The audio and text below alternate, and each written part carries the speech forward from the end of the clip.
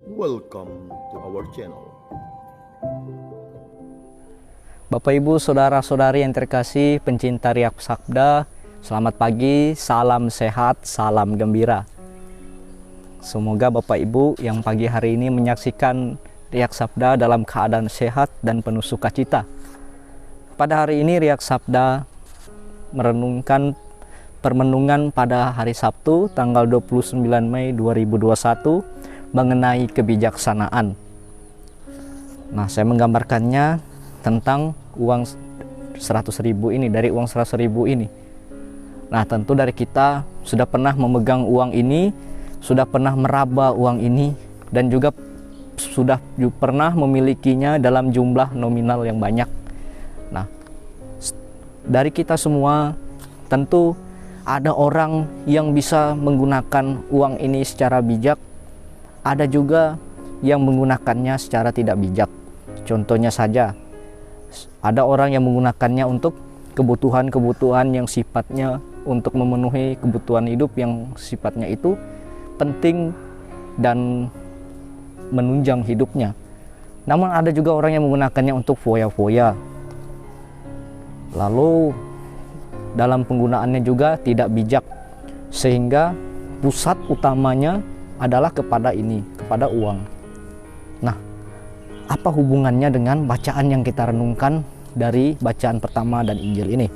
Pertama-tama, suatu hal yang amat penting kita sadari bahwa kebijaksanaan itu adalah sesuatu yang amat penting, dan melalui kebijaksanaan itu kita bisa mengalami rahmat dari Allah itu sendiri. Kita bisa peka terhadap apa yang Allah inginkan terhadap diri kita.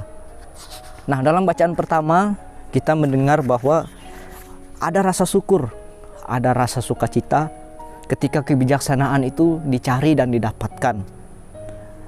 Nah, ketika kebijaksanaan yang dicari itu didapatkan, manusia bersukacita karena ia boleh berjumpa kepada Allah itu sendiri.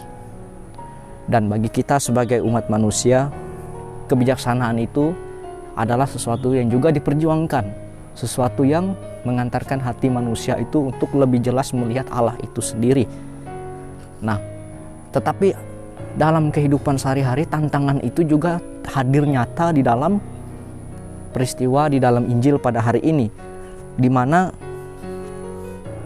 ahli-ahli Taurat yang pada waktu itu datang menjumpai Yesus, mereka mencoba Yesus dengan sebuah pertanyaan, dan pertanyaannya ialah dari kuasa mana Yesus itu bisa melakukan hal-hal yang sifatnya mujizat-mujizat. Tetapi di sini kita bisa belajar bahwa Yesus menjawabnya dengan penuh kebijaksanaan.